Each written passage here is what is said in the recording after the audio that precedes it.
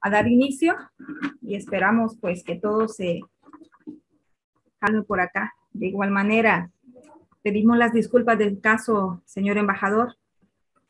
Lamentamos, de hecho, este tipo de situaciones. Bueno, vamos a dar inicio, si Alfredo, ¿le parece? Perfecto. Muchas gracias. Bueno, a todos y a todas, bienvenidos. Es para nosotros un honor, para la Universidad Nacional de Agricultura, que desde el Círculo Universal de Tegucigalpa, Kurt Gödel, se estructuró más o menos este círculo hace unos 14 años y pues este enlace les agradecemos a ustedes y este esfuerzo conjunto con la universidad para poder traer a todos esta conferencia por parte del señor embajador Víctor Hugo Morales. Quiero comentar un poco sobre la información del círculo, que es para mí de hecho un honor que estén acá y que nos acompañen y que estén pues con estos enlaces tan interesantes. Este círculo, como ya les había mencionado, se generó hace más o menos unos 14 años con personas heterogéneas de diversas disciplinas y tendencias de pensamiento, exceptuando el neonazismo, y de distintas edades también, con el propósito central de estudiar y reflexionar académica y extraacadémicamente temas filosóficos y de las ciencias particulares en general, añadiendo capítulos literarios a los diálogos. Esto significa que también la historia está presente en las preocupaciones del círculo, lo mismo que las publicaciones nacionales e internacionales en pro del gradual enriquecimiento espiritual de Honduras. De hecho, el círculo Kurt Gödel ha puesto en circulación la revista histórico-filosófica Búho del Atardecer. Muchísimas gracias y de hecho muy recomendada la revista. Así es que, amigos y colegas, la Universidad Nacional de Agricultura, con su sede central en Catacama, Solancho, y el Círculo Universal de Tegucigalpa, Kurt Gödel, les agradecen su presencia en esta videoconferencia del escritor don Víctor Hugo Morales, ex embajador de México en Honduras y actual embajador de México en Perú. Agradecemos la iniciativa del Círculo y agradecemos también a la Dirección de Admisiones con el licenciado Wilder Guerrero por hacer estos acercamientos. Pues sin más, los dejo a continuación con Segifredo Infante, que es representante del Círculo.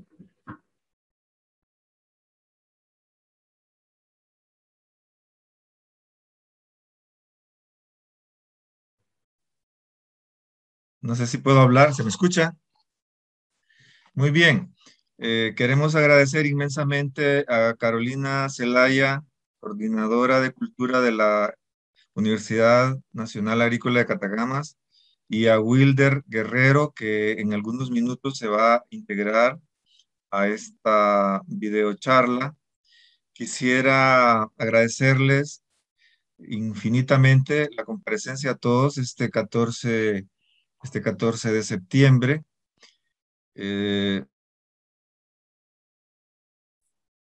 Nieto de quinta generación de José Cecilio del Valle, nos acompaña esta noche y él preguntaba antes de que entráramos a la reunión qué estaba ocurriendo el 14 de septiembre hace 200 años. El 14 de septiembre en Guatemala fue un día lluvioso, las calles estaban lodosas y José Cecilio del Valle estaba enterado de los movimientos porque se había filtrado que las componendas de la familia Isinena y de otra gente, incluyendo al prócer don Pedro Molina. Así que Mariano de Isinena y don Pedro Molina por un lado y creo que José Francisco Barrio, casa en casa, convocando a la gente a la Plaza Mayor para que apoyaran la iniciativa de independencia que se iba a proclamar al día siguiente. Ese no fue un hecho espontáneo, fue un suceso preparado por lo menos con 2 meses de anticipación, aunque ya se había venido hablando con anterioridad. Así que don Pedro Molina y el Mariano de Cinena, bajo un enorme aguacero, estuvieron de casa en casa, invitando a la gente a la plaza. Y Oya, que era la esposa de don Pedro Molina, fue la que organizó el evento en la Plaza Mayor al día siguiente, con marimba, cohetes y todo lo demás para, por así decirlo, soliviantar los ánimos en favor de la independencia. José Cecilio del Valle no fue parte de esta conspiración del 14 de septiembre en favor de la independencia, porque él conocía cuál era el verdadero propósito de la familia de Isinena y de Gavino Gainza, que era anexarse a México. Era el verdadero proyecto y por eso José Cecilio del Valle guardaba cierta distancia respecto de estos acontecimientos de hace 200 años exactamente. Muy bien, quisiera leer la foja de vida sintética de nuestro embajador Víctor Hugo Morales. El embajador Víctor Hugo Morales Meléndez es diplomático de carrera, con experiencia en el ámbito bilateral y multilateral en sedes como Portugal, Italia, Bélgica, Luxemburgo, Honduras y desde el 2019 como embajador en el Perú. También ha sido representante adjunto ante la Unión Europea y los organismos de Naciones Unidas con sede en Roma. Obtuvo el máster en geopolítica y seguridad por la Universidad de Roma. Cursó la maestría en Derecho en UNITEC y es licenciado en Relaciones Internacionales por la UNAM. Posee una especialidad en estudios europeos en el Instituto Alcide de Gasperi de Italia y un diplomado en estudios latinoamericanos por el Instituto Tecnológico Autónomo de México.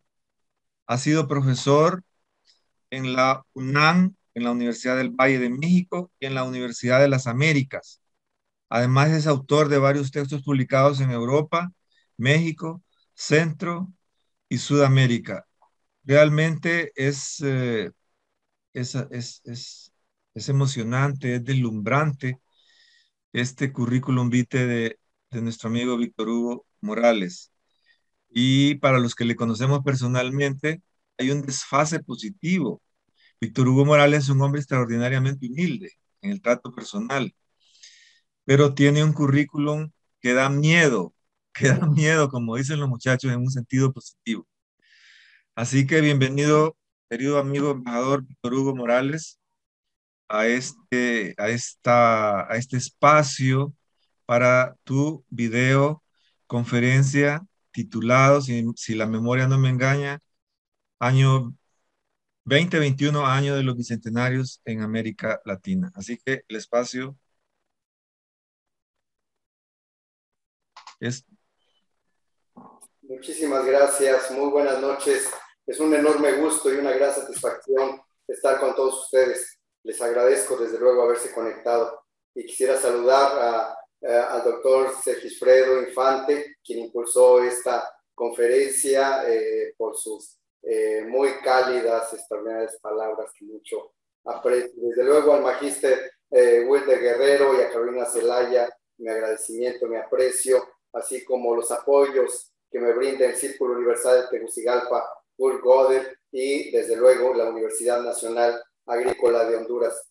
Saludo a todas y todos los amigos que esta noche están aquí presentes de manera virtual, durante la cual hablaremos de los procesos libertarios en América Latina. Primero quisiera comenzar diciendo que este año de bicentenarios no ha habido un ánimo para celebraciones festivas, pero sí debe haberlo para la conmemoración y la reflexión.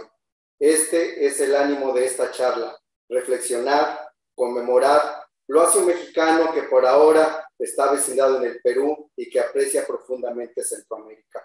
2021 es un año en el que 7 países de nuestra región completan 2 siglos de vida independiente.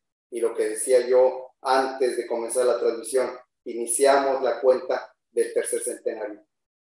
En esta ocasión vamos a recorrer el difícil camino del Perú, de los países centroamericanos y de México en su construcción como estados y también su conformación como naciones. Por una parte, su construcción como estados y por otra, su construcción como naciones. En un siglo, el siglo XIX, caracterizado por las amenazas externas, la precariedad económica y las pugnas internas. Al repasar los entonces sí festejos del centenario de la independencia, es evidente que hace 100 años prevalecía un ánimo reivindicatorio de un profundo nacionalismo del que habrían derivado los movimientos libertarios. Cabe preguntar, un siglo después, si en este bicentenario es viable una reflexión que gire en torno al voluntarismo desde nuestros países que había hecho posible alcanzar la liberación de la corona española, o si en el 2021 hay un lugar y es pertinente una visión más amplia de los procesos de independencia. Así pues, esta no es una charla de complacencias ni loas nacionalistas, es una charla de información y reflexión. Cabría preguntar, ¿cuál fue el contexto de la lucha libertaria? Recordemos que el siglo de las luces antecedió a los procesos independentistas en Hispanoamérica. La Ilustración y la razón se imponían en el pensamiento filosófico.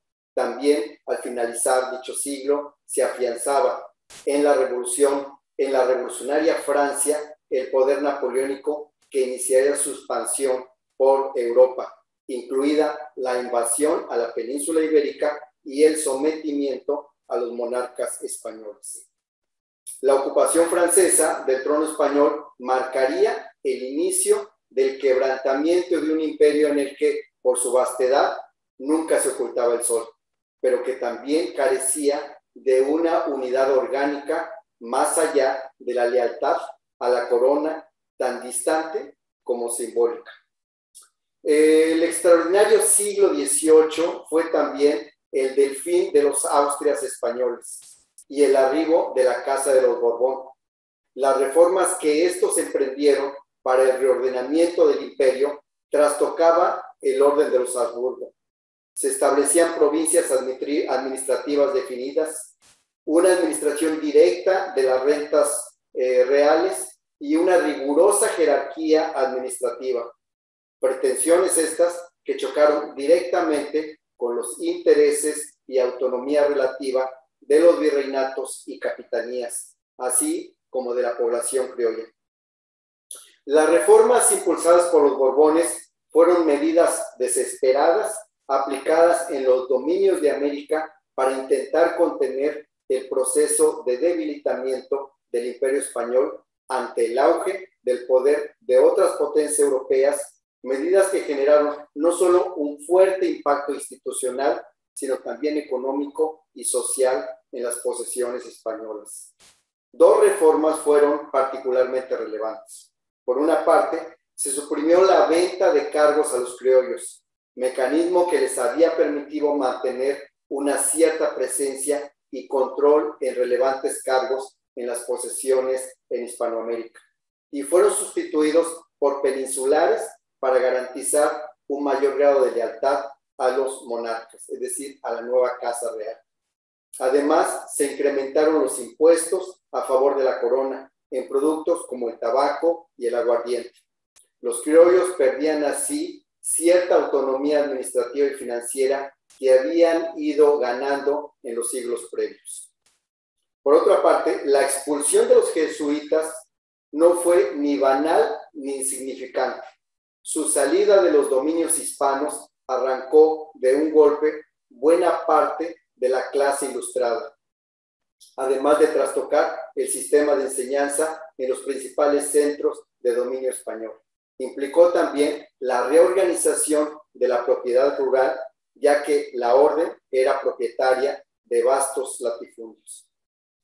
Las reformas borbónicas pueden identificarse en consecuencia como una de las causas estructurales de los procesos independentistas. Pero a la par, en el continente americano germinaban las aspiraciones libertarias. Al iniciar el año de 1776, Thomas Paine publicó Common Sense, en el que argumentaba a favor del gobierno republicano, desde su punto de vista superior al monárquico, al que caracterizaba como un gobierno tiránico del que había que sacudirse. Es también el año de la independencia de las 13 colonias británicas. A ello se debe sumar la Revolución Francesa, que trastocó el sistema feudal y de la que emanó la Declaración de los Derechos del Hombre y del Ciudadano, con sus consignas a favor de la igualdad, la libertad y la fraternidad, que traspasarían el Atlántico para ser reivindicadas por la esclavista sociedad haitiana en 1804, que proclamó ese año su independencia de la dominación francesa. En ese marco, pues, puntualicemos los hechos que marcarían el principio del fin del vastísimo imperio español. El infante Fernando, instigado por nobles insatisfechos con el reinado de Carlos IV, conspiraba contra su padre, lo que podría no haber pasado más allá de un desaguisado de la familia real, salvo que el ambicioso vecino que se había hecho del poder en Francia y conocedor de la riqueza de las posesiones españolas en ultramar, para sostener sus costosas campañas militares, invadió territorio peninsular en marzo de 1808, lo que llevó a la abdicación de Carlos IV en favor de su hijo rebelde, Fernando, quien, a su vez, obligado por las circunstancias, cedió la corona al invasor. En consecuencia, la legitimidad de la corona estaba en entredicho y se generó un vacío de poder en toda Hispanoamérica. Este es uno de los hechos coyunturales de los procesos independentistas. José Bonaparte, impuesto por Napoleón, con el título de rey de España y de ambas Indias, carecía de legitimidad para reinar sobre los virreinatos y las capitanías en América. En consecuencia, como reflejo de lo que acontecía en la metrópoli, en diversas capitales, en las posesiones en Hispanoamérica, se fueron estableciendo juntas como órganos políticos encargados transitoriamente de ejercer la autoridad, que se constituyeron casi todas en nombre de Fernando VII y en espera de su reinstalación en el trono. En general, se vivió un periodo de búsqueda de autonomía más que de independencia.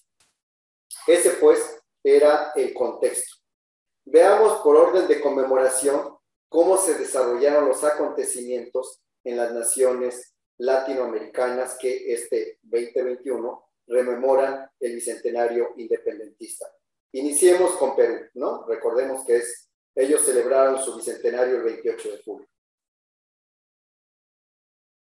El virreinato del Perú fue el más leal y fiel a la causa realista. Desde su territorio se organizaban los ejércitos que combatían a los independentistas del Río de la Plata, de Chile y de Nueva Granada. A diferencia de lo que acontecía en España y las principales ciudades hispanoaméricas, en Lima, en la capital del virreinato del Perú, no se formó una junta de rechazo a la invasión napoleónica. No sería sino hasta 1811 y 1812 que se realizaron intentos de formar juntas de gobierno, como en Tacna y Huánuco, que fueron rápidamente sofocadas, a la que se sumó la rebelión de 1814 en Cusco, pero también sin demasiado éxito. El virrey José Fernando de Abascal emprendería una fuerte política de defensa del statu quo en Sudamérica. Sin embargo, el triunfo de los independentistas chilenos en 1818 alarmó al virreinato. Se abriría a partir de entonces un frente de avanzada independentista desde el océano. Para entonces, repito, 1818, las arcas que ya no permitían financiar una lucha exitosa para la defensa del virreinato del Perú. No pasarían, por tanto, más de 2 años cuando en 1820, en Paracas, un poco al sur de Lima, desembarcaba el general argentino José de San Martín con poco más de 4,000 efectivos.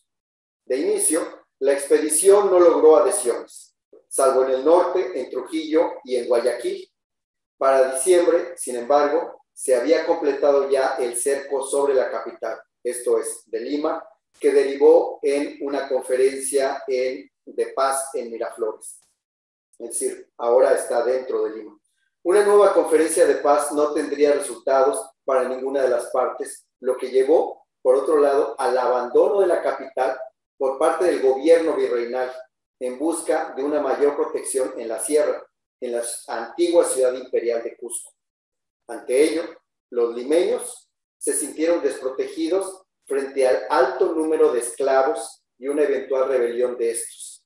La salvación para ellos, para los habitantes pudientes de Lima, estaba en propiciar la llegada del ejército sanmartiano, mismo que ingresó a la antigua ciudad de los Reyes, como se llamaba Lima, el 28 de julio, sin enfrentamiento militar alguno. San Martín, en consecuencia, proclamó la independencia, fue, valga decir, una proclamación, no la culminación del proceso emancipatorio, ya que gran parte del territorio del virreinato continuaba bajo control realista.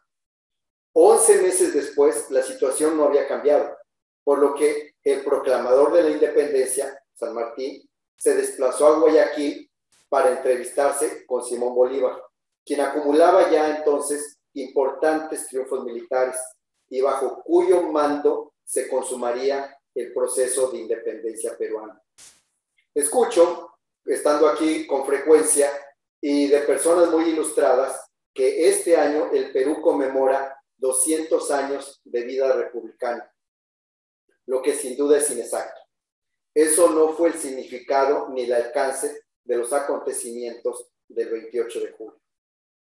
Por ejemplo, el reglamento de Huaura de febrero de 1821, un poco antes de la proclamación, y el estatuto que le siguió en octubre de ese año, ambos con la noción de un protectorado que recaería en San Martín, son documentos de un carácter de legalidad provisional.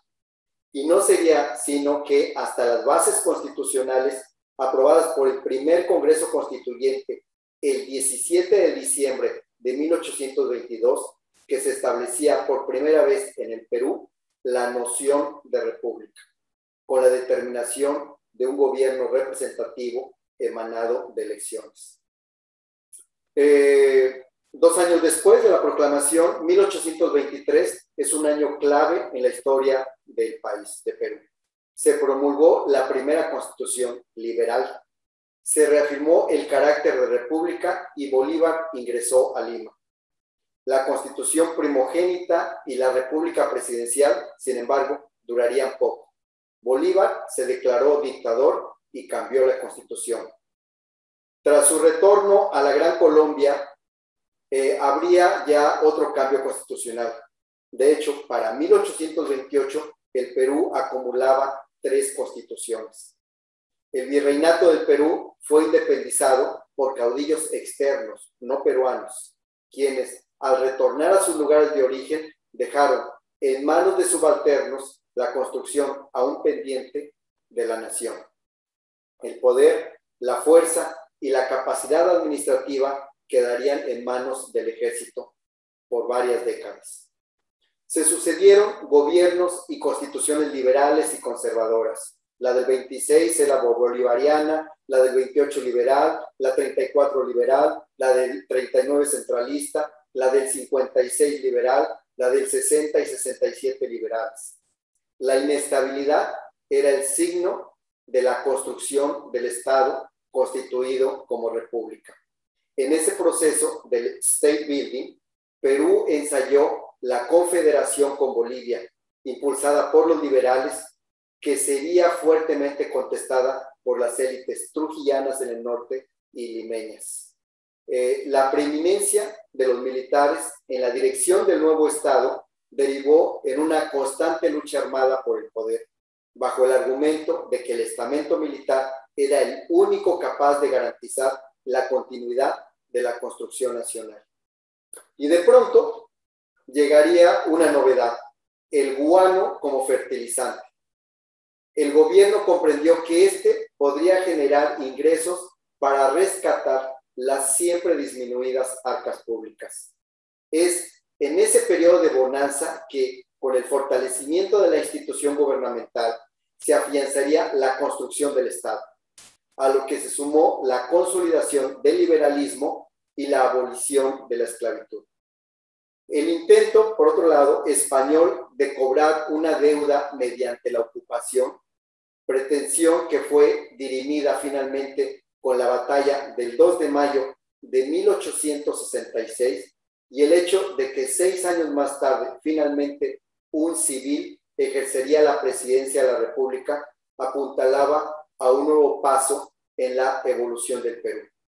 Es en ese periodo que el Perú entonces tiene un fuerte impulso de construirse como nación, lo que sería, desde el punto de vista, puesto a prueba con la Guerra del Pacífico contra Chile. El proceso de nation building entraría para entonces en una nueva etapa decisiva. Es decir, buena parte del siglo XVIII, del siglo XIX, fue para la construcción del Estado, constituido en república. Y no sería sino ya a finales de ese siglo que Perú realmente empieza su construcción, su identificación como nación. Eso es lo que quería yo comentar sobre Perú, pero pasemos ahora a la Capitanía General de Guatemala, que desde luego para ustedes será muy interesante y tienen una más cercanía a lo que voy a comentar. Repito, seguramente no son esto lo que cuento, las historias oficiales, ¿no? Sino como externo de Centroamérica, lo que he leído, lo que entiendo que aconteció. El Reino de Guatemala, dirigido por un capitán general, se integraba, y ustedes lo saben muy bien, por las actuales repúblicas de Guatemala, El Salvador, Honduras, Nicaragua y Costa Rica. Las reformas borbónicas no tuvieron el mismo impacto que en otras posesiones españolas, y el ánimo independentista llegó rezagado. Hacia 1811, con los ecos de lo que acontecía por el norte en la Nueva España y por el sur en la Nueva Granada.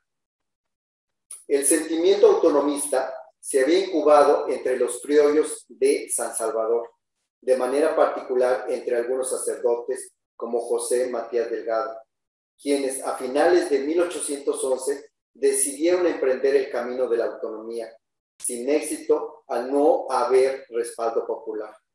Una situación similar ese mismo año, 1811, ocurría en la Intendencia de León, hoy Nicaragua, revuelta que también sería sofocada.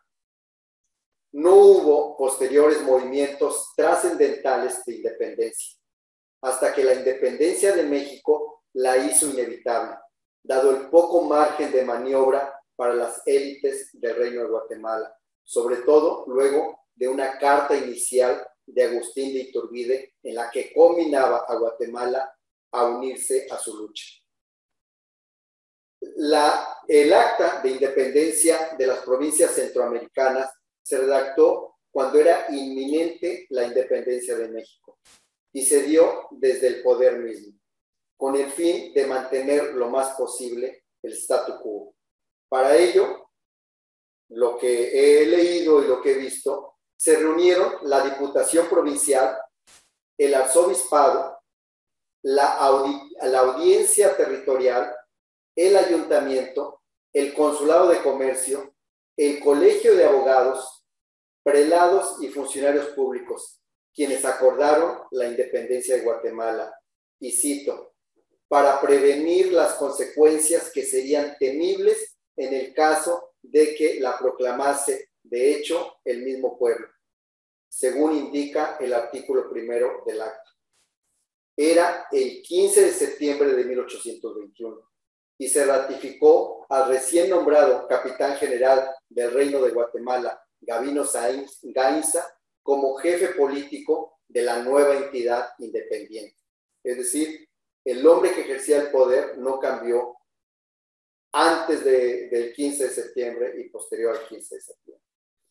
Mientras se circulaba el acta en las diputaciones provinciales, en las que hubo muestras tanto de aceptación como de rechazo, arribó una segunda carta a Gainza que le dirigiera el 29 de octubre de 1821 Agustín de Iturbide, con el planteamiento de unirse al Imperio Mexicano, además de enviar a la frontera un contingente militar comandado por el napolitano Vicente Filísola. Gainza respondería el 3 de diciembre que requería consultar a los cabildos de las provincias para obtener su parecer, cuyo resultado finalmente fue enviado a Iturbide el 5 de enero de 1822 con la aceptación. La oposición principal, sin embargo, provino de San Salvador, que desde el 5 de diciembre había planteado, a través de su diputación, ofrecer la anexión de esa provincia no a México, sino a los Estados Unidos. Por otra parte, los conservadores estimaban que la mejor forma de mantener la estabilidad y las prerrogativas coloniales era uniéndose al Imperio de Iturbide, en tanto que los liberales centroamericanos aspiraban a la construcción de una república federal que agrupara a todas las provincias en igualdad. Se evidenciaba así desde entonces una división en las élites centroamericanas que permearía durante las siguientes décadas del siglo XIX en la larga marcha de un difícil proceso de state building centroamericano. Ante la pronta caída del emperador Iturbide, las tropas mexicanas desalojaron Guatemala. A su salida, se formó una nueva junta provisional de gobierno que el 1 de julio de 1823 proclamó la independencia absoluta de Centroamérica, bajo la denominación de Provincias Unidas de Centroamérica. La conformación del Congreso Constituyente fue dominada por los liberales y por lo tanto prevaleció la idea de una república federalista. Al año siguiente, el 22 de noviembre, tendría su propia constitución con la denominación final de Federación Centroamericana. En sus 10 tesis provisionales sobre José Cecilio del Valle, Segisfredo Infante, gran conocedor de la historia de Centroamérica y de Honduras, indica que el sabio hondureño es la figura intelectual y política más importante en el proceso de configuración de la República Federal de Centroamérica. El conflicto entre la capital y las provincias, sin embargo, llevó a una guerra civil en 1827, en la que El Salvador y luego Honduras, más liberales, arremetieron contra el poder conservador que se mantenía fuerte en la capital de la República, es decir, en Guatemala. En 1829, los liberales, al mando del hondureño Francisco Morazán, triunfaron. Se convocaron elecciones en las que éste venció a José Cecilio del Valle, y saludo también a Bernardo del Valle, que está aquí presente.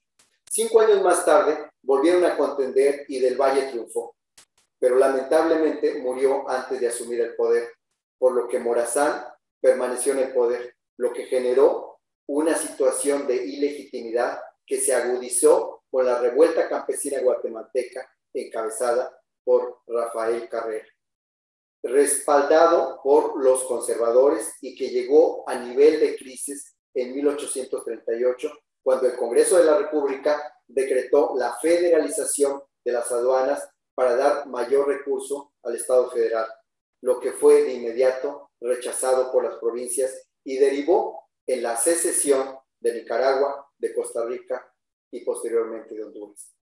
Para 1840, la Federación Centroamericana se limitaba a El Salvador y la parte de Guatemala que no controlaba el rebelde Carrera. Ante ese panorama, el Congreso Federal se disolvió y con él la República Federalista, lo que permitió a cada provincia determinar soberanamente su futuro. Iniciaba de esa manera el nacimiento de 5 nuevas repúblicas que se verían enfrentadas entre sí en la definición de fronteras y más débiles para enfrentar las amenazas externas. Si el Reino de Guatemala no había tenido que luchar para conseguir su independencia, las Provincias Unidas de Centroamérica sí vivieron como república casi 2 décadas de conflictos armados internos, de lucha entre la capital y las provincias, entre ciudades al interior de esta y entre liberales y conservadores. El proyecto liberal unionista había fracasado. El proceso de state building centroamericano se frustró. Prevalecieron los nacionalismos provinciales, válgalo decir así.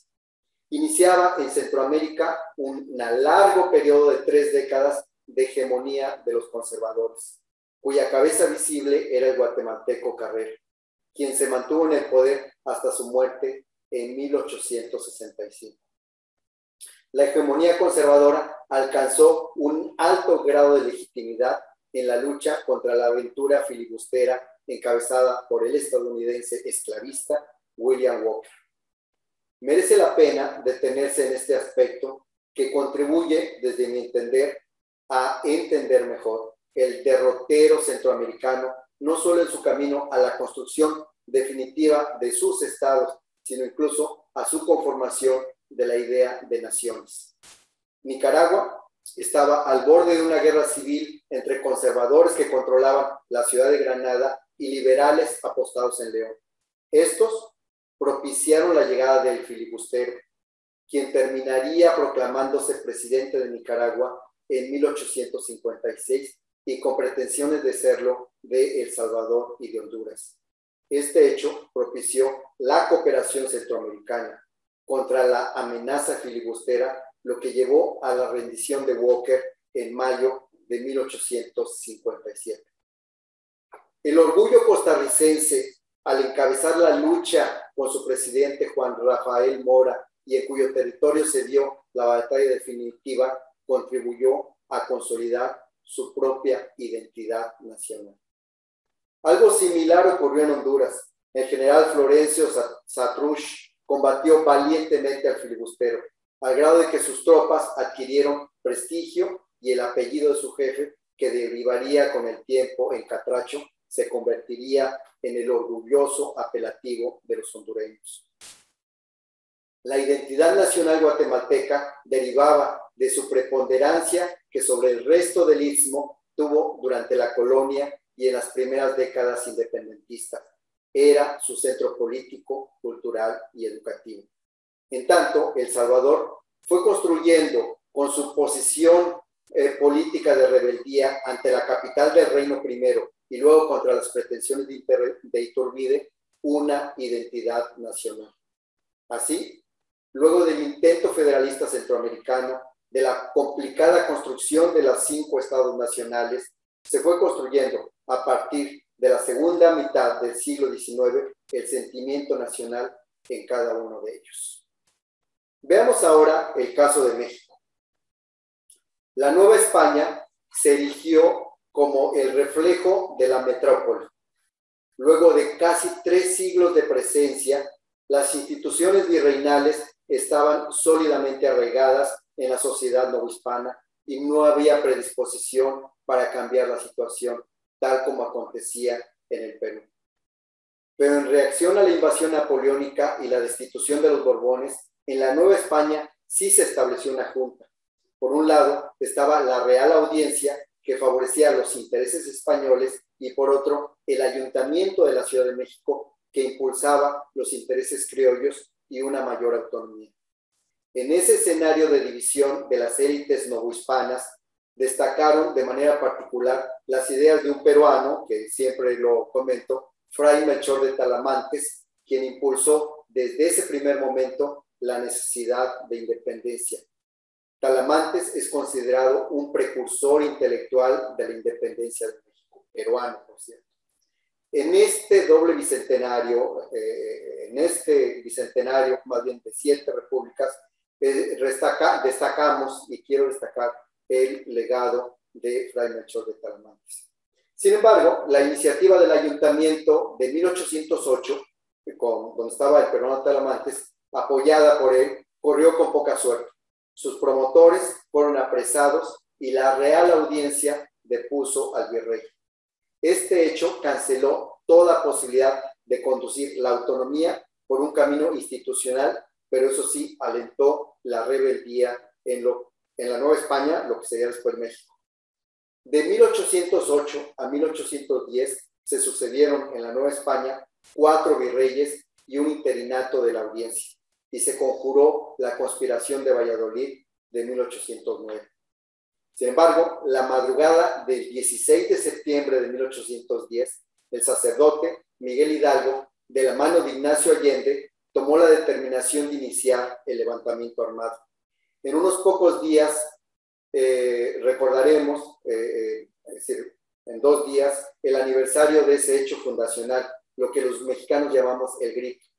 El significado del mismo no es sino el inicio de la gesta libertaria, no su culminación.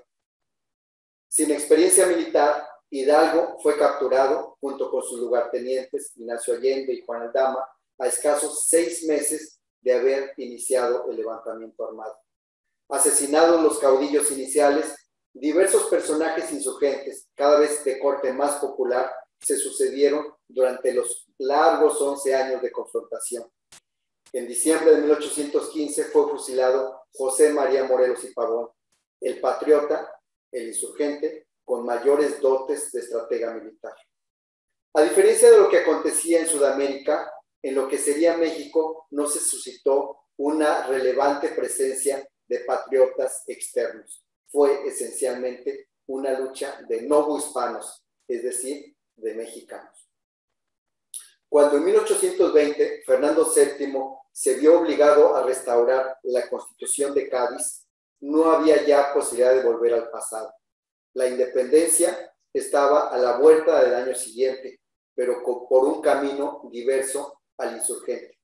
El primer signo de cambio se dio de inmediato cuando integrantes del alto clero, personajes acaudalados, militares de elevado rango e incluso nobles se reunieron, temerosos de perder sus privilegios por la aplicación de la Constitución Liberal, la de Cádiz, y conspiraron para independizar al virreinato y así evitar cualquier medida real sobre sus bienes y sus privilegios. El segundo signo de cambio lo dio el realista Agustín de Iturbide, quien ofreció al insurgente Vicente Guerrero cesar la lucha a cambio de la independencia de México, y para ello proclamó el Plan de Iguala apenas iniciado el año de 1821. El patriota, aceptó la propuesta de independencia coordinada por Iturbide. Así, patriotas y realistas, es decir, insurgentes y pro-españoles, emprendieron el camino final a la independencia. El penúltimo virrey novohispano, Juan José Ruiz de Apodaca, fue retirado, señalado de inepto ante el avance del ex realista Iturbide, y fue nombrado un nuevo virrey, Juan O'Donoghue, quien el 31 de julio del 21 arribó a Veracruz, cuando Iturbide se aprestaba ya a tomar la Ciudad de México. De espíritu liberal y con una rápida lectura de lo que acontecía, O'Donoghue optó por negociar. Sin aún llegar a la Ciudad de México, se reunió con Iturbide, con quien pactó el Tratado de Córdoba, es decir, el camino entre el puerto de Veracruz y la Ciudad de México, ahí en Córdoba, los Tratados de Córdoba, para la independencia y el establecimiento del Imperio Mexicano. Después de unos meses de confrontaciones, el 27 de septiembre de 1821, estamos unos pocos días, entraba triunfante a la Ciudad de México el ejército trigarante, que unía a insurgentes y exrealistas. La lucha por la independencia había concluido. Iniciaba una larga y trágica historia por la construcción del Estado mexicano, un largo y tortuoso proceso de lucha por el poder y de construcción del Estado nacional entre liberales y conservadores. Así, México surgió como un país independiente en forma de imperio, con Agustín I como monarca. El prototipo del caudillo mexicano en la primera década del siglo XIX fue Antonio López de Santa Anna, 11 veces presidente de una república que intentaba consolidar el Estado. En el proceso de construcción de el factor geográfico fue determinante. La cercanía de una potencia expansiva determinaría su mutilación. La fama de rico y grande que le indicó Alexander von Humboldt trajo serias dificultades en el camino de la construcción nacional. Los intentos de reconquista española, la invasión estadounidense con la pérdida de la mitad del territorio nacional, además de la ocupación francesa dirigida por Napoleón III, quien impuso en 1864 un monarca europeo, Maximiliano de Habsburgo. Luego de 3 años de resistencia, con el triunfo de la República sobre la invasión napoleónica y el fin del imperio de Maximiliano, se iniciaría ya de lleno en México un proceso de nation building que se consolidaría definitivamente con la Revolución Mexicana en la segunda mitad del siglo XX. Así que pueden darse cuenta, prácticamente van acorde los procesos de construcción del Estado en Perú, en Centroamérica y en México, y finalmente el proceso en el que hay y se gesta un ambiente de pertenencia, de nacionalismo y por tanto ya de consolidación de la idea de naciones en cada una de nuestras naciones. Pero esto no sería sino ya a finales del siglo XIX y particularmente en el caso de México después de la revolución iniciada en 1910. Así que esto es lo que les quería comentar sobre los datos históricos y los procesos históricos también en los que se dieron los procesos de independencia que no festejamos, sí conmemoramos en este año que culmina el bicentenario y, como decía antes, iniciamos el proceso de construcción y de edificación de lo que será el tercer centenario de nuestra vida independiente. Permítanme, para finalizar, unas reflexiones. La Nueva España en el norte y el Perú en el sur eran los centros virreinales más relevantes y más conservadores, menos proclives a la separación de España.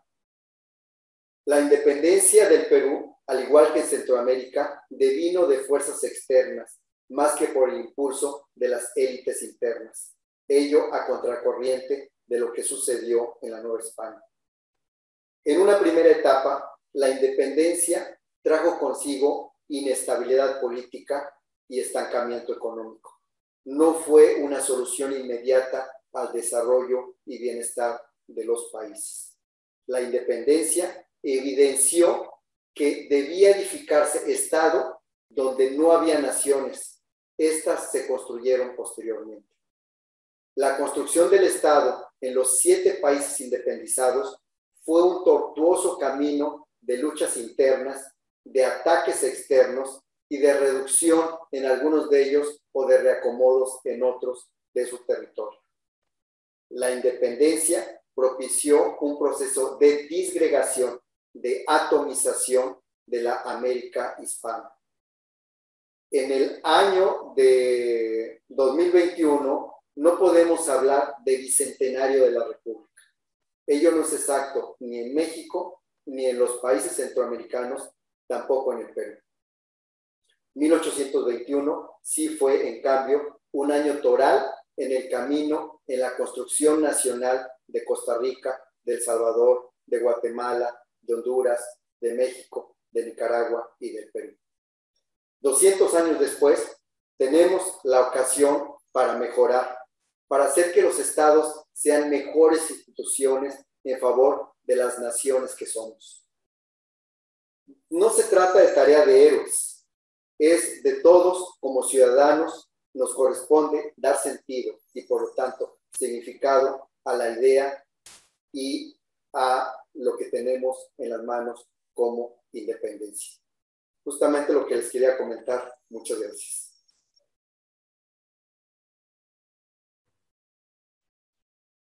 Maravilloso. No sé si se activó mi audio.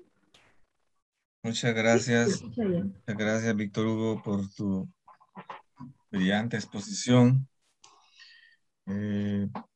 Queremos abrir una fase de preguntas, respuestas y reflexiones, siempre y cuando Wilder nos ayude, que no se nos entrometa un patán o un lumpen en esto, porque al principio se nos filtró a alguien ofendiéndonos, especialmente el embajador. No sabemos de dónde apareció esa persona, Pero bien, estamos conmemorando el bicentenario de la independencia. Creo que vienen otros bicentenarios. En el caso de América Central, viene el bicentenario del decreto de independencia absoluta del 1 de julio de 1823 en relación con la desanexión a México. También viene el bicentenario de la Constitución Federal del 22 de noviembre de 1824, con claras ideas republicanas, por supuesto. Pero bien, esto solo es para introducir a las preguntas y respuestas de nuestros invitados, de nuestros radioescuchas, como se decía antes. Así que queda el espacio abierto para todos los que quieran participar. Mil gracias, Víctor Hugo, por tu conferencia.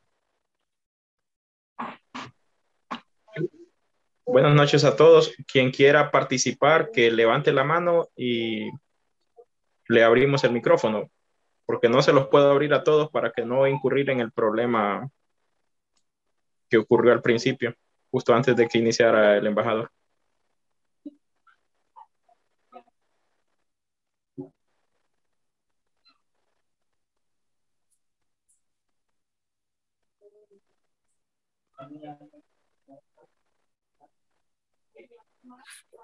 Parece ser que no hay dudas.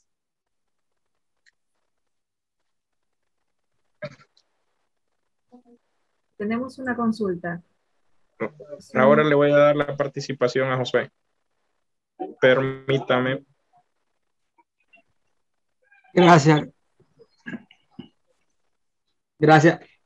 Más que duda, hay, además de la esclarecedora charla del embajador, también quedan muchas dudas, pero tal vez a lo mejor a nivel personal, pero también, en primer lugar, me gustaría agradecerle por su esclarecedora charla, porque para mí fue algo mágico, porque al inicio, cuando empezó hablando sobre el Perú, me encantó la descripción que hizo de un país al que yo le tengo mucho aprecio, porque la mayoría de amigos de mi parte personal las tengo en Perú, en Latinoamérica. Yo tengo a mis amigos en Perú y me encantó toda esa exposición que hizo, porque yo he conocido muchas cuestiones de Perú y he visitado muchos lugares en los cuales uno puede notar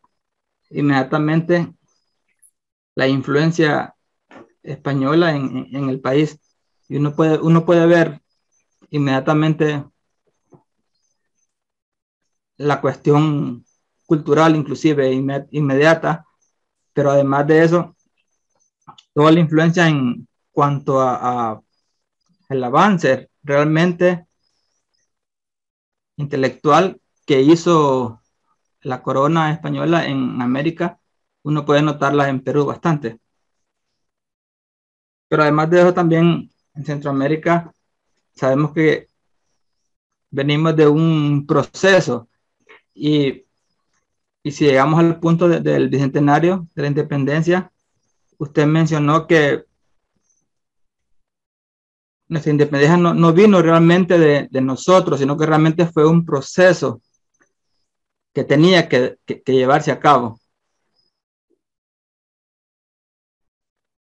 Era algo necesario, no justamente que lo hayamos buscado, por más que nuestros próceres, nuestra gente lo haya buscado, pero realmente algo necesario.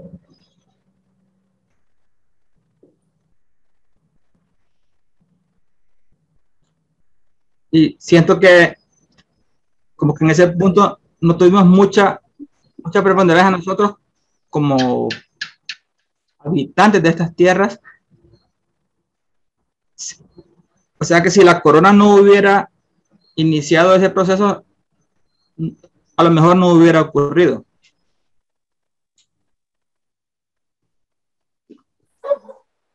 Gracias, Josué. Tenemos también, no sé si podemos avanzar con las consultas. Está Nayo y luego el ingeniero Eleazar Turcios.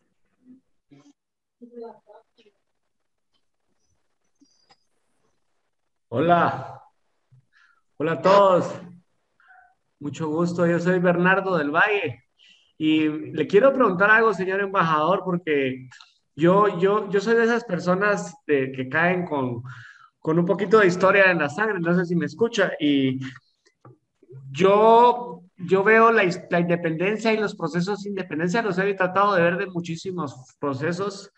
Los he tratado de ver de la parte geopolítica, de la parte histórica, que es muy válida, porque cuando uno comienza a hablar de fechas y comienza a hablar de acontecimientos, como todo lo que pasaba en México, antes, después de 1810, después todo el proceso de independencia que se comienza a llevar en Centroamérica, que se lleva en todas las Américas. O sea, yo me pongo a pensar eso porque yo analizo la historia desde el punto de vista de un personaje bien clave, que era el hondureño José Cecilio del Valle, que es mi tatarabuelo. A mí me ha cambiado tanto la vida de esto, señor embajador, que yo hasta me tatué acá. Tengo un tatuaje que dice independizarte.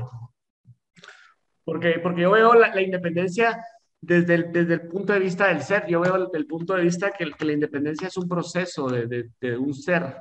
Se ha querido traducir en bastante en un proceso de naciones y todo, pero sí considero que la independencia es un proceso que a todos nosotros como centroamericanos, como latinoamericanos, como humanos, nos lleva. Entonces, a mí, yo quiero hacer una pregunta bien clara. Para usted, ¿qué significa la independencia?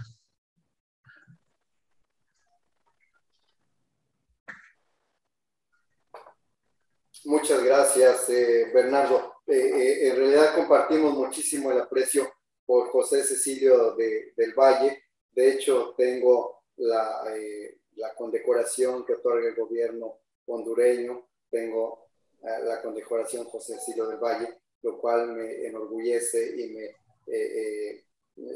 llena de enorme satisfacción. Así que la figura de José Cecilio, tu tatarabuelo, forma parte también de mi propia identidad. Sin duda, la independencia o los procesos de independencia terminan siendo un proceso que no se explican por un solo acto y en un solo día, sino que forman parte de un derrotero y, decía yo, el contexto internacional en el que se dieron los movimientos de independentista, tanto estructurales como coyunturales, y cada uno de las singularidades que se tuvieron en estos 7 países que este año celebramos el bicentenario. Pero sin embargo hay contextos o marcos que se aplican a todos, y fue lo que platiqué inicialmente. Ahora, ¿qué es o qué significa independencia? Pues esa es una pregunta profundamente compleja, ¿no? Y depende mucho no solo del bagaje incluso filosófico, cultural, político, ideológico que tiene quien pueda dar la respuesta. Y vengo yo de un webinar también sobre Centroamérica, yo como escucha, y justamente uno de los ponentes, un salvadoreño, decía, el concepto de independencia es un concepto muy flexible a lo largo de la historia. Lo que se pensaba en algún momento va cambiando la concepción, y yo parto justamente también de ese hecho. Lo que acontece como independencia y lo que procuran los padres y madres de la patria que al final lucharon y estuvieron los acontecimientos, era la retirada del dominio español del territorio de América, ¿no? Así de simple, o sea, cómo quitar el dominio español de los territorios, y particularmente empezó con la cuestión de que había una ilegitimidad en la metrópoli. Digamos, en términos muy estructurales o muy amplios, en eso consistía la República. Podemos verlo en las proclamas particularmente en México de María Morelos y Pavón, y en del propio José de San Martín, pero conforme pasa el momento, conforme pasa la situación, la idea de independencia va siendo algo mucho mayor, mucho más complejo de la simple retirada de los españoles. Es decir, pasa también no solo por lo que llamaríamos a partir del siglo XX la autodeterminación de los pueblos, ¿no? O la soberanía, el ejercicio de la soberanía también de los pueblos, y particularmente la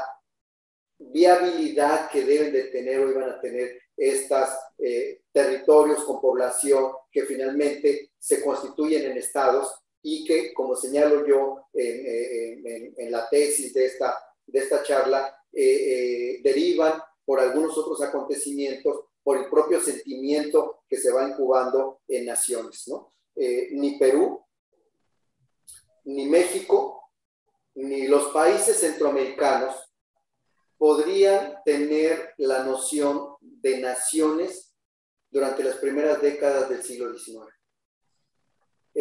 como un todo integral, es decir, como un ánimo comunitario de pertenencia, identidad cultural y de un destino común. Esto se construye muy posteriormente, esto no es por decreto, esto no es por un acontecimiento ni por una batalla única, es un sentimiento que se va construyendo. Así que la independencia es inicialmente la eliminación, la expulsión de un gobierno, de una dominación externa que duraba tres siglos, y que de externa es porque quienes ejercían el poder, y las reformas borbónicas ahí tienen mucho que ver, venían particularmente de ultramar, ¿no? Pero 3 siglos después, ¿qué era lo novohispano y qué era lo español? ¿No? Total. ¿Y qué era lo peruano y qué era lo español? ¿No? Ahí 3 siglos de convivencia, de interrelación, de mezcla incluso de sangres y de intereses compartidos. Ya esto era muy complicado, era la expulsión del poder que venía de la metrópoli inicialmente, ¿no? Pero no podemos pensar con la visión del siglo XXI y ni siquiera leyendo el derrotero de las siguientes décadas independentistas, pensar que eso era exclusivamente la independencia. La independencia fue muchísimo más. Fue el tener la oportunidad y el desafío de construirnos como estados, y a partir de ahí derivar el sentimiento nacional. Y ni siquiera ahí terminamos la idea de independencia, ¿no? Porque también podemos decir que somos independientes, pero al mismo tiempo no hemos concluido el proceso total y absoluto que nos lleve a una situación en la que determinemos nosotros por nosotros mismos nuestro presente y nuestro futuro. Y en eso, como decía yo al final, ya no es cuestión de héroes, es nosotros como ciudadanos tratar de contribuir en ello. Y creo que ahí debemos depender como pueblos de nosotros mismos, de iniciativas de la sociedad civil, como es esta plática, creo que son muy, muy, muy relevantes. Y pensar y repensar y posicionar y construir ciudadanía. Creo que eso también es independencia en este momento. Muchas gracias. Ciudadanía. En serio, gracias, señor embajador. Qué gusto conocer también, o sea, ver la vinculación de todos esos procesos históricos desde que se rompe con España, que se comienza el proceso de construcción de la independencia, porque yo creo que hoy, el día de mañana es un tema, un día bastante interesante, porque mucha gente se cuestiona eso, se cuestiona nuestra propia independencia y poder conocer eso que es un proceso. La independencia, yo siempre he sabido que es como un proceso, que la independencia se va ganando con el tiempo y todo. Y por eso les agradezco a todos ustedes, en verdad, por haberme invitado, en verdad, porque qué bonito participar en este tipo de reuniones. Entonces, gracias por la respuesta, en verdad, muchas gracias. Saludos a Perú. Muchísimas gracias, Nayo, por su consulta. Tenemos también a un docente de la Universidad Nacional de Agricultura, el ingeniero Eleazar Turcios.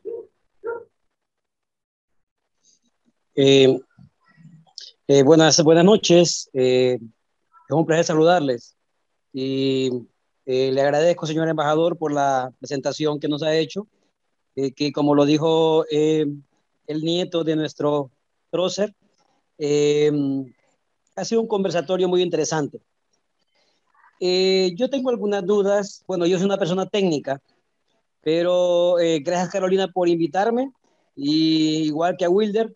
Y sí me interesa esto de conocer qué es lo que ha pasado en estos 200 años, partiendo de lo que está ocurriendo en nuestro país ahora. El tema, por ejemplo, de las sedes, que siento que tengo sentimientos encontrados. Celebrar 200 años de independencia, si hoy por hoy estamos como país, a mi parecer, fraccionando lo poco que hemos avanzado. Esa es una primera pregunta. ¿Cómo lo visualiza usted tomando nuestra historia? El ahora estar pretendiendo fraccionar el país. Esa es una. La otra es, los asiáticos nunca aparecieron en nuestros 200 años. En ese tiempo, señor embajador, ¿qué incidencia tuvo Asia en todos estos procesos? ¿O no fuimos muy llamativos para ellos? Y mi tercera pregunta, embajador, bueno, no es pregunta, es como un conversatorio, perdone por si siente que estoy poniendo una posición no adecuada. Las familias árabes en Centroamérica son recientes o tienen más de los 200 años que tenemos de independencia. Porque hoy por hoy las familias que yo siento que están incidiendo en el rumbo del país son las familias árabes. Puede ser que esté equivocado, pero es lo que yo he sentido. Muchas gracias y le agradezco de antemano por ayudarnos a entender un poco la historia y el futuro. Muchas gracias, profesor. Realmente también muy interesante las tres temas que pone a la atención.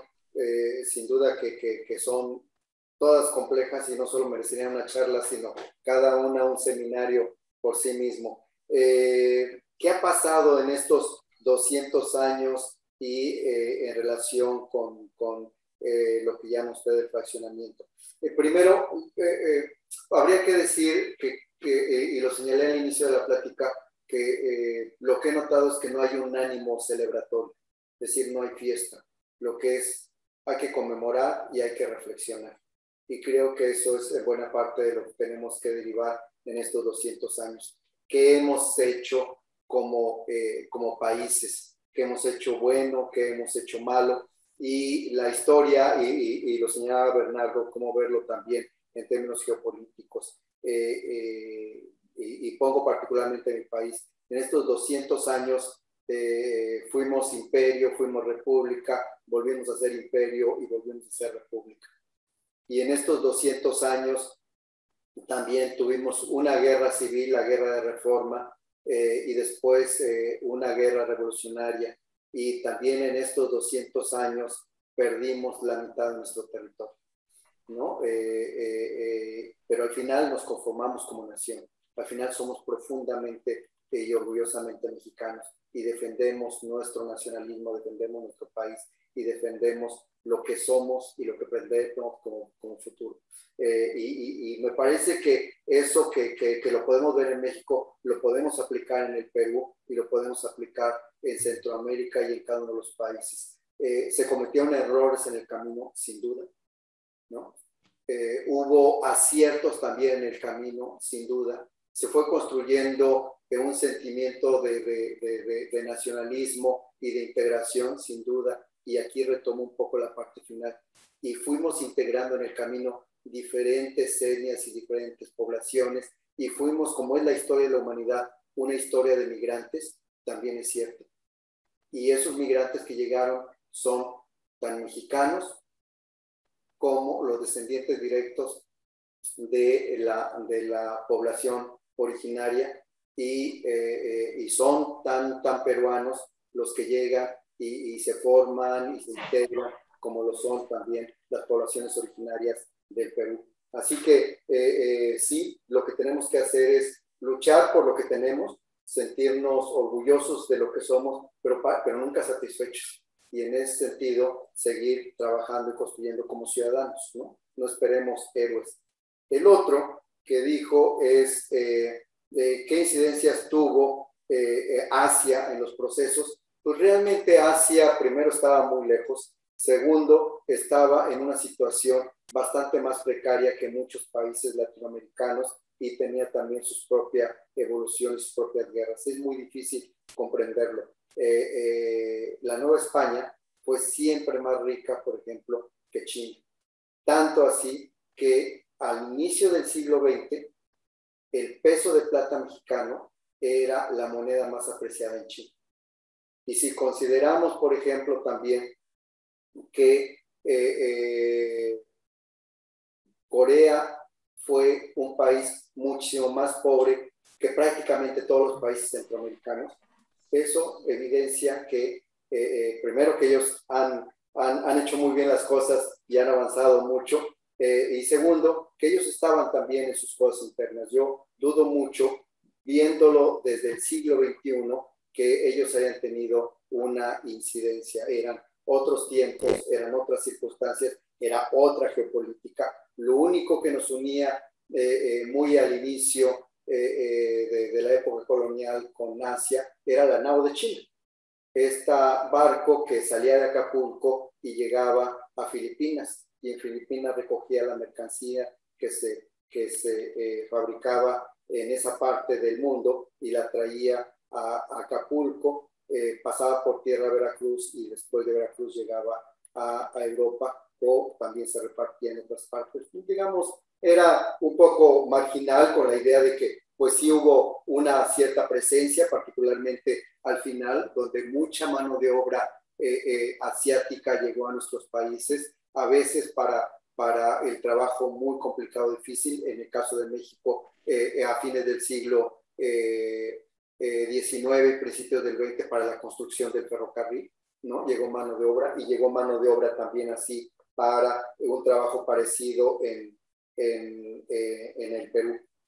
Y después se integraron, ¿no? Y finalmente los árabes, cuando llegan particularmente a Centroamérica, pues es cuando se disuelve el Imperio Otomano, ¿no? El Imperio Otomano que dominó gran parte del Asia, del Medio Oriente y buena parte de Europa, al final se disuelve y hay una disgregación de la población y muchos llegan a nuestros países, a veces confundidos. El Imperio Otomano era grande y muchos llegaban de otras partes del Imperio Otomano, no necesariamente de la actual Turquía, y se establecían en nuestros países y al final llegaban como ahora se van nuestros migrantes, llegan a buscar un mejor nivel de vida y con su trabajo, con su dedicación, con su esfuerzo personal, llegan a fortalecer los países, ¿no? Lo hace la comunidad mexicana en los Estados Unidos y lo hizo así la comunidad china, la comunidad japonesa y las comunidades que llegaron, particularmente la española después de 1936-39, la Guerra Civil Española. Llegan muchos españoles y son muy bienvenidos a México y formaron grandes instituciones. Así que yo creo que al final lo que llamamos nuestras naciones, lo que es el Perú, lo que son las naciones centroamericanas, lo que es México, no son poblaciones originarias solo, no son naciones de origen europeo, es un crisol de muchas mezclas, de muchas vivencias y como diría Pepe Vasconcelos, pues somos la raza de bronce, una mezcla universal que eso nos hace más fuertes y justamente más universales. Alfredo también parece que tiene una reflexión que aportar a la consulta de... Okay. Sí, bueno, es un pie de página el que quisiera agregar en torno a este bicentenario específicamente. Me parece que hay poca claridad en el entorno hondureño, dentro del entorno hondureño y sobre todo de Tegucigalpa en relación a esto. Un periodista anduvo preguntando ahí en el Parque Central que qué era el bicentenario y la mayoría de la gente no sabía qué era la palabra bicentenario. Algunos decían que era 2 años, otros definitivamente no sabían qué cosa era el bicentenario. Y estamos hablando del Parque Central de Tegucigalpa. Entonces esto nos da una idea de cómo anda la formación escolar en Honduras. Una formación escolar que se diferencia sustantivamente de la que se ofrecía hace 40, 50 años en Honduras, en donde la gente se sabía incluso los nombres y las montañas de Guatemala, los nombres y las montañas de México y de cualquier país latinoamericano. Ahora ni siquiera del propio país. Y esto es un motivo, este es un verdadero motivo de reflexión, un desconocimiento histórico total. Pero a eso se suma que algunas declaraciones públicas que he escuchado en estos últimos días dicen que que no hay que ver hacia el pasado, que hay que ver hacia el futuro. Me parece esto muy irresponsable, muy desatinado, porque cuando no se mira el pasado, no se puede identificar el presente, ni mucho menos vislumbrar el futuro. Esto me parece grave y que lo digan ciertas personas con enorme incidencia en la vida nacional. No sé si lo están diciendo en Guatemala, en El Salvador, pero creo que Nayo me dijo que en Guatemala están celebrando otro bicentenario que no tiene nada que ver con el bicentenario. Y esto conecta con una enorme desinformación histórica que se promueve en las escuelas, en los colegios e incluso en las universidades. Entonces, ahí tenemos una enorme tendencia a irnos por la tangente. Para empezar, yo quiero ratificar algo que ya lo hemos expresado en otros momentos, y es que cuando se cuestiona el concepto de independencia, porque hay gente en los últimos tiempos, pero lo han cuestionado desde que yo era niño. ¿Cuál independencia? Dice. Todo el mundo sale con esa expresión, sin saber nada de historia. Entonces, sí nos independizamos, y nos independizamos de España, y nos independizamos de España política y económicamente para siempre. Es decir, no nos independizamos por 2 días, nos independizamos de España política y económicamente para siempre. Ahora somos buenos amigos con los españoles. Tenemos muy buenas relaciones con España, pero ya no es esa relación de dependencia, independencia o interdependencia. Por lo menos sí hay una interdependencia cultural, pero no, pero eso es otra cosa. Cuando se mezclan los conceptos, perdemos el horizonte histórico. Y una cosa es la independencia de España y otra cosa es el surgimiento o expansión de otras que no tienen nada que ver con España, que aparecieron en los escenarios del siglo XIX y del siglo XX. Ese es otro tema, esa es otra historia que no es la que estamos conmemorando nosotros ahora.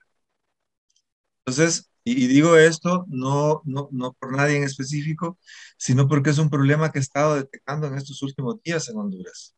Un desconocimiento casi absoluto, incluso con premiaciones que no tienen nada que ver con la independencia. Yo creo, por ejemplo, que Víctor Hugo Morales se merecía esa condecoración José Cecilio del Valle, por la ligazón estrecha que ha habido de Centroamérica con México desde antes de la independencia. Es decir, lo que nosotros conocemos como Centroamérica, Istmo Centroamericano, eran provincias que pertenecían a la Capitanía General de Guatemala, que también en los documentos aparece como Reino de Guatemala. Y este Reino de Guatemala pertenecía al reino. Esa era la relación, así que no es casual que nuestra independencia haya estado maniatada al proceso de independencia mexicano con un personaje que tenía tendencias megalómanas, como era el caso de Agustín de Iturbide. Hay un detallito que quizás se le pasó por alto a Víctor Hugo, y es que Chiapas también pertenecía a Centroamérica o al Reino de Guatemala. Chiapas fue la única provincia que quedó anexada a México, supongo que para siempre, a menos que los chapanecos quisieran retornar a América Central, lo cual pongo en duda. Pero bien, estamos conmemorando la independencia y después eh, vamos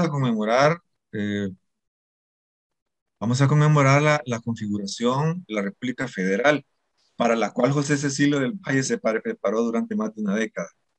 Es decir, no fue de la noche a la mañana que aparecieron con ideas republicanas. Esto tiene mucho que ver con la Constitución Monárquica de Cádiz de 1812. Cuando se aprobó la Constitución de Cádiz de 1812, ahí se incluyeron algunos ingredientes liberales. No es una constitución liberal, es una constitución monárquica, constitucional. Eh, pero hay ingredientes liberales, incluso el concepto liberal aparece mencionado literalmente en la Constitución de Cádiz de 1812.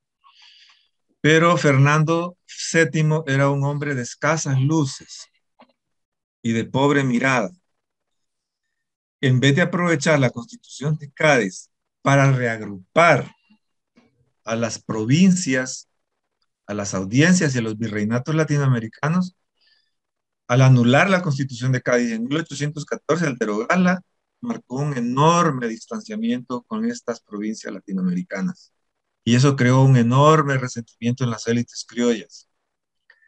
Al principio, tal como lo dijo Víctor Hugo, no estaban tan interesadas en la independencia, sino en un cierto nivel de autonomía, porque en las Cortes de Cádiz participaron 60 diputados de América Latina, 6 diputados de América Central.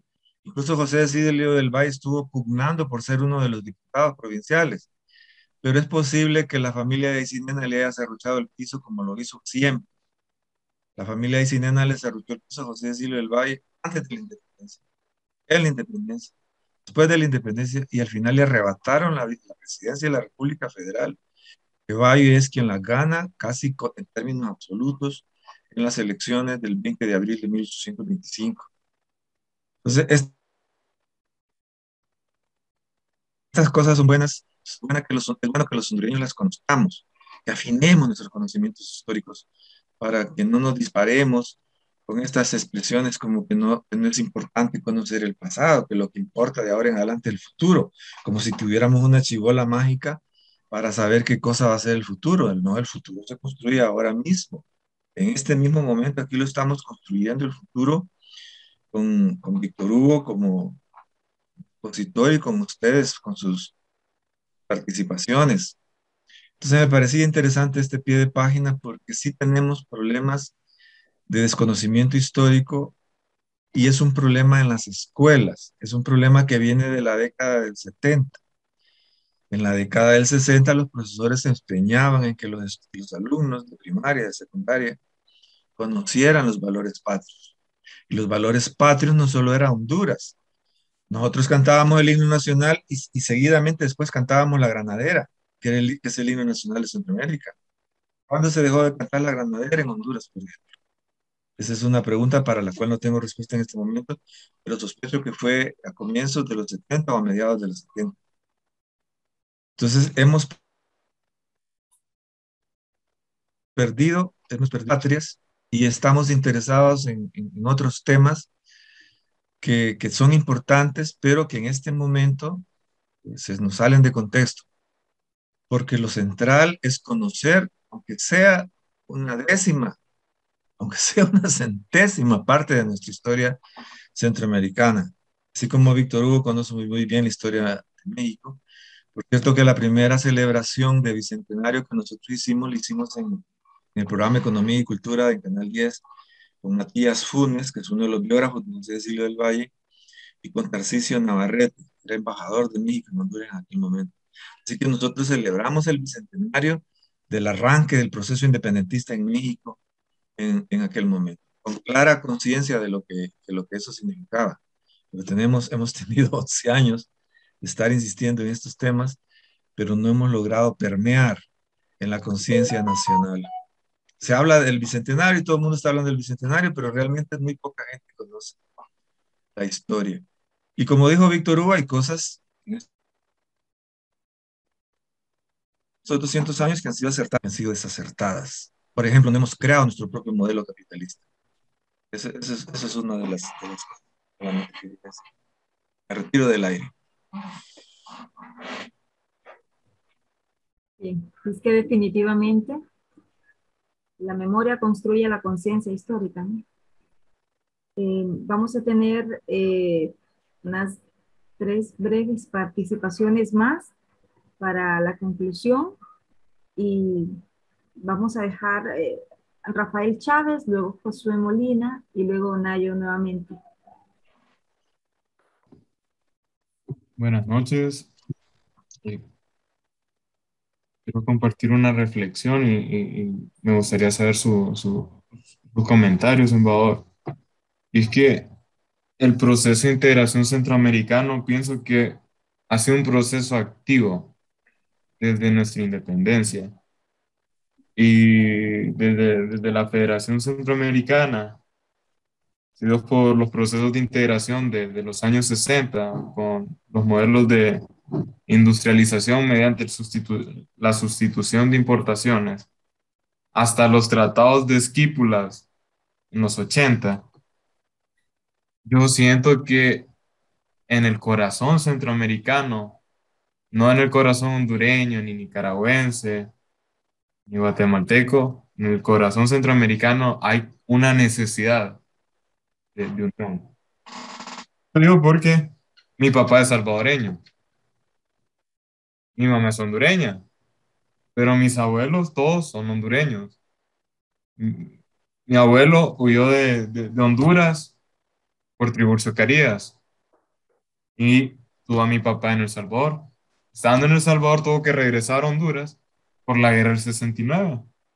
Y así como es mi caso, yo conozco muchas otras personas, por ejemplo, padres, así como padres de amigos míos, que son nicaragüenses, que vinieron a Honduras por la cuestión de los sandinistas en los 80s y las contras. Y lo mismo con la guerra civil de los 80s. Entonces, en El Salvador, entonces es bien interesante ver cómo entre centroamericanos compartimos como una nacionalidad común, a pesar de justamente dividirnos entre salvadoreños, hondureños, guatemaltecos y nicaragüenses. Entonces yo quisiera ver, así, y están invitados todas las demás personas que están en la conferencia, como a qué se puede aspirar como centroamericano, pues. A mí personalmente veo difícil una federación centroamericana ya en el siglo XXI, pero me gustaría como tener una idea de a qué podríamos aspirar, pues. No sé qué piensan ustedes. Eso sería todo. Gracias, Rafael.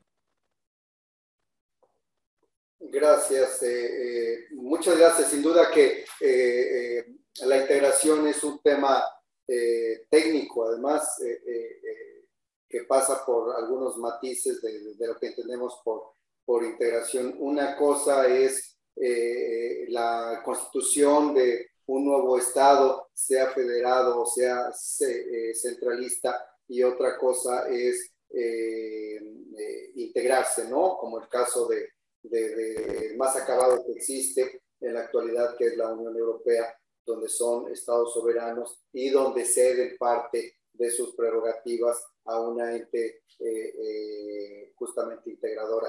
Y en América Latina y en Centroamérica, pues hay casos muy claros, muy concretos de intentos de integración, no de conformar un nuevo Estado más grande, agrupándose política y cediendo absolutamente la soberanía, sino de integración, y está desde luego el sistema de integración centroamericana que existe, que está, que es actuante, y en América Latina pues ha habido también muchos intentos de integración y no necesariamente todos han tenido buen puerto. Y en la actualidad lo que tenemos es un proceso de concertación, de diálogo a través de la comunidad de estados latinoamericanos y caribeños, la CELAC, que está, por cierto, a punto de tener su 6ª cumbre de jefes de Estado y de Gobierno en los próximos días.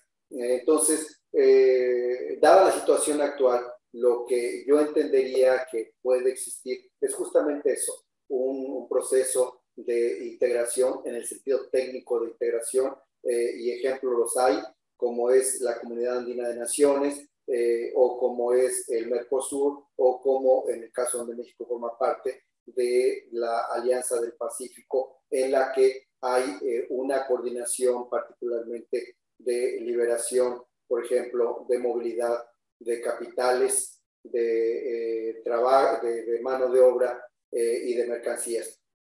Pero también algunos otros aspectos. Y creo que ahí todos nos podemos ayudar, todos podemos contribuir. Sin duda que Centroamérica integrada en el concepto técnico de integración sería fundamental también para poder tener, por ejemplo, procesos de comercial muchísimo más fáciles, que lo han intentado, lo tienen ustedes tratado de libre comercio entre centroamericanos y de Centroamérica hacia otros lados, pero poder avanzar más en los procesos de integración seguramente será fundamental para un mejor desarrollo.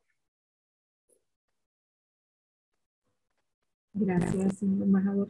Tenemos una consulta, 2 consultas más y solicitamos por favor a los participantes brevedad. Disculpe, es que estamos sobre tiempo. Gracias. José Molina y luego Nayo.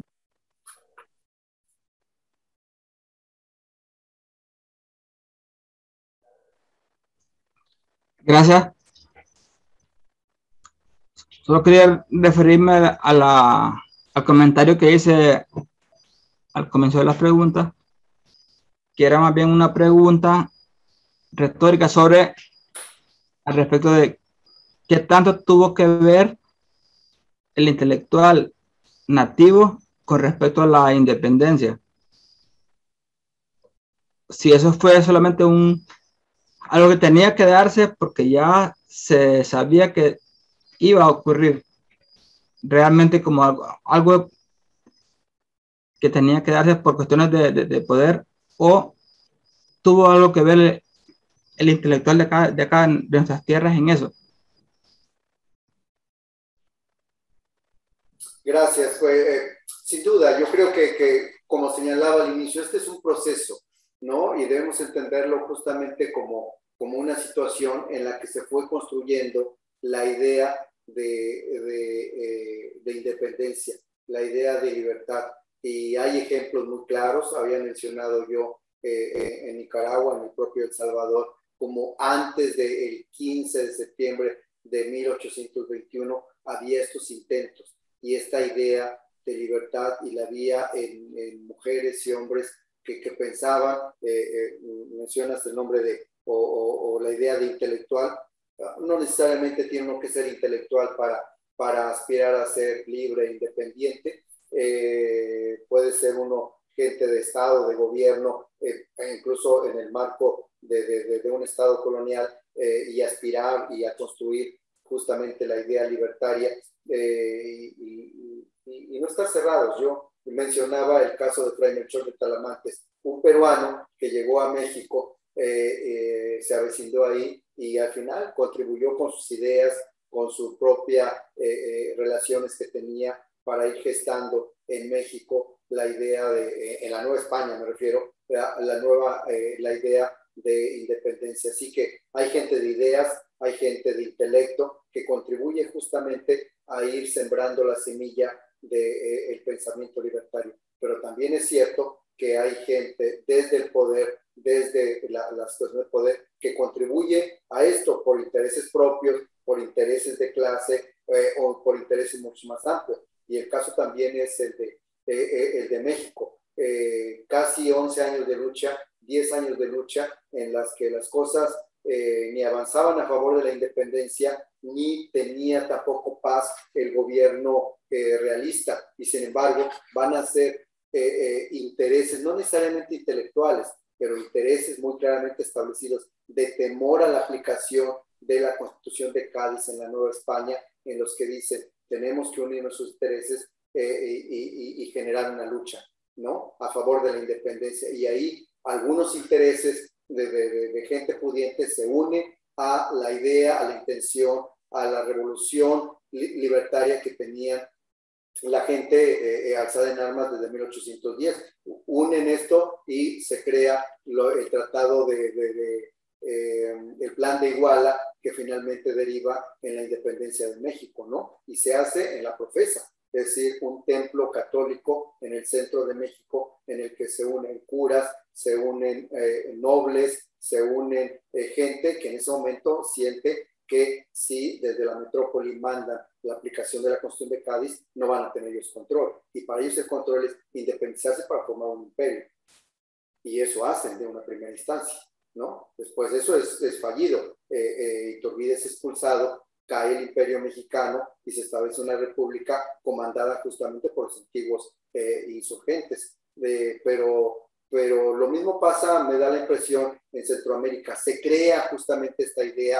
Hay claros signos de descontento, de influencias también del pensamiento externo, y todo lo tenemos. Es decir, la independencia de México no se explica sin la influencia externa, venida desde el siglo de las luces, desde Europa, venida desde la independencia de las 13 colonias norteamericanas, y venida también de un peruano como es Fray Melchor de Talamantes. Y lo mismo acontece particularmente en el Perú, que no solo son las ideas, sino que los que comandan la lucha son San Martín, un argentino que crea la lucha para independizar el Perú desde Chile, y Simón Bolívar, ¿no? Un granadino que al final contribuye a la independencia. Así que yo creo que son muchos factores externos, internos, intelectuales, intereses, los que al final generan la posibilidad del cambio. Y pues bueno, unos días antes se redacta justamente un acta de independencia. Las personas que lo hacen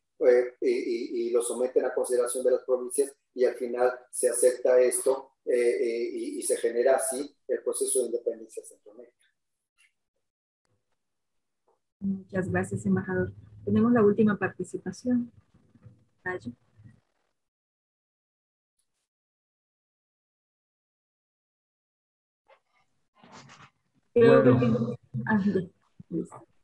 Bueno, para empezar esto me encantó lo que dijo Segifredo, me encantó todo esto que hablamos de que la historia es muy importante, porque venimos de un proceso bien largo de independencia, que venimos de un proceso que se construye con el tiempo. Conocer nuestro pasado nos permite conocer nuestro presente. Yo he sido siempre muy consciente de ese tipo de narrativa, y tenemos que ser muy conscientes de nuestro presente para saber cómo podemos hacer las cosas.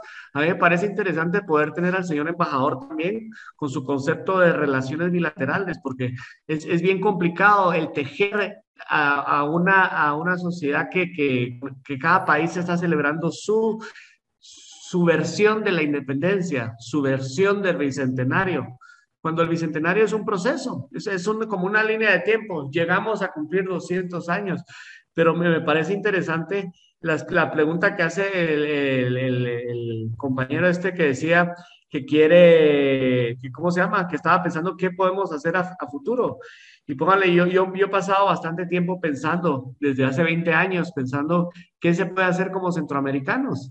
Y hace poco con el embajador de Honduras, de Colombia en Guatemala, Juan Hurtado Cano, tuvimos unas conversaciones. El año pasado tuvimos un foro y llegamos a la conclusión de que hay ciertas industrias que sí se pueden vincular, que es mucho más fácil vincular de la parte privada que de la parte pública, como las industrias culturales. Ejemplo, el cine, la fotografía, el teatro. O sea, yo cuando veo a estas industrias culturales, yo veo bastantes falencias, porque me encuentro de que no se está registrando bien los procesos históricos, no se está registrando la obra. El artista solo viene, la firma y no se da cuenta que hay un proceso legal, un proceso para poder hacer las cosas. Y yo veo bien interesante todo el hecho de analizar la independencia. Cuando uno en el siglo XXI, uno tiene leyes, uno tiene procesos para poder vincular a las cosas. Si el joven que estuvo hablando antes de qué podemos hacer para unir a Centroamérica, yo siento que hay muchísimas preguntas de cómo podemos hacerlo, pero vías legales. y vías de poder llegar a poder luchar por esto, hay muchísimas. O sea, yo encuentro la economía naranja de los colombianos súper refrescante porque engloba a las industrias culturales en un mismo pastel. Y me encuentro que la misma economía naranja que crean los colombianos se encuentra en Honduras, se encuentra en México, se encuentra esa riqueza cultural. América, José Cecilio del Valle hablaba de que el objetivo del americano es América. Y hoy por hoy a mí me encantaría poder sumergirme más en la historia de México, en la historia de Perú, que no conozco mucho, me parece fascinante la historia de Perú, pero siento que es un proceso en que, gracias a Dios, ahora tenemos internet, tenemos estas plataformas de Zoom donde podemos crear contenido, podemos comenzar a compartir información. Hace 200 años, si nos vemos, no teníamos internet, no teníamos WhatsApp, no podíamos hacer este tipo de conferencias. Los procesos de independencia eran muy diferentes. Pero ahorita, si lo vemos en nuestro presente, sabemos que tenemos herramientas tecnológicas, tenemos sistemas, tal vez no son los mejores sistemas que hay en el mundo, porque nadie tiene mejor gobierno, nadie tiene mejores cosas, pero sí podemos luchar por esas cosas. Yo creo que el proceso de independencia empieza con una verdadera convicción de tener la fe de que podemos luchar por la independencia de alguien más. José Cecilio del Valle hablaba que si queríamos que Centroamérica, nuestra patria digna, fuera libre e independiente, tenemos que luchar por la independencia de los demás. Entonces, ¿cómo lo hacemos? Trabajando y conociendo nuestra historia. A mí me encanta cuando le pregunta a mi papá o le pregunta a mi mamá de dónde venimos o cómo es nuestra historia. Y hasta tengo mis fotos en blanco y negro de cómo era la historia de mi abuelo. Yo creo que entre más podamos ver a nuestro pasado, mejor podemos conocer qué es lo que podemos mejorar de nosotros y cambiar cada uno. Entonces, yo le agradezco a Segifredo, en verdad, porque me hizo así ese sentido de encontrar que es muy importante conocer nuestro pasado y protegerlo. Porque si no, después, yo me hago en 20 años, en 50 años, ¿quiénes van a conocer la historia de Centroamérica? ¿Quiénes van a ser las nuevas generaciones que van a estar viendo esto? Entonces, es preocupante ver eso, pero sí agradezco este tipo de iniciativas porque sí veo refrescante el de encontrar a gente con bastante tiempo, con bastante historia, que la está compartiendo. Entonces, ¿qué hago yo? La abrazo y quiero agradecer y tomarme el tiempo para agradecerles y, no sé, gracias, de verdad, señor embajador. Muchas gracias. Pues sin duda yo me quedo con la idea de construir el futuro. Conociendo el pasado, teniendo conciencia de nuestro presente, pero particularmente pensando que han sido 200 años de historia, que estamos cerrando el ciclo del bicentenario y que lo que iniciamos es la construcción de lo que dentro de 100 años verán como el tricentenario de nuestra independencia. Y ese lo iniciamos ya, lo iniciamos ahora. Es decir, cómo vemos y visualizamos a nuestras naciones para los siguientes 100 años. Y a partir de ahí, lo que decía, construyamos ciudadanía y como ciudadanos, no como héroes, como ciudadanos, contribuir a la grandeza de nuestros países. Así que yo apuesto por conocer la historia, apuesto por saber y tener plenamente conciencia de quiénes somos, de las posibilidades que tenemos, pero particularmente de construir mejor hacia el futuro como ciudadanos. Señor embajador, muchísimas gracias. Bueno, desde la Universidad Nacional de Agricultura, con su sede central en Catacama, Solancho, Honduras, Centroamérica, le damos el agradecimiento, pero voy a dejar y voy a abrir el espacio para que cierre con broche de oro don Segifredo Infante, quien canalizó también todo esto a través del Círculo Universal de Tegucigalpa, Kurt Guder. Espero haberlo pronunciado bien esta vez. Muchísimas gracias. Un abrazo desde Honduras y las mejores vibras y bendiciones para usted por allá. Segifredo. Gracias, Carolina. Bueno, yo solamente quiero reiterar mi infinito agradecimiento a nuestro embajador y amigo Víctor Hugo Morales Meléndez, agradecer a los que han participado, a la Universidad Agrícola, Nacional Agrícola de Catacamas, al Círculo Kurgedel. Un abrazo a todos y un abrazo independentista. porque mañana justamente en Centroamérica estamos cumpliendo 200 años de la declaratoria de independencia formal, pero también una declaratoria de independencia política y económica como realmente fue en los sucesos posteriores. Y que, Víctor Hugo, aquí te tenemos siempre, ya te amarramos, no te nos vas a soltar, no te nos vas a ir. Y que bueno, mil gracias, Víctor Hugo, un gran abrazo. Y viva la independencia, ¿verdad? Gracias, Sigifredo, gracias a todos por el interés, por escuchar y particularmente porque juntos aprendamos mucho más. Gracias de corazón.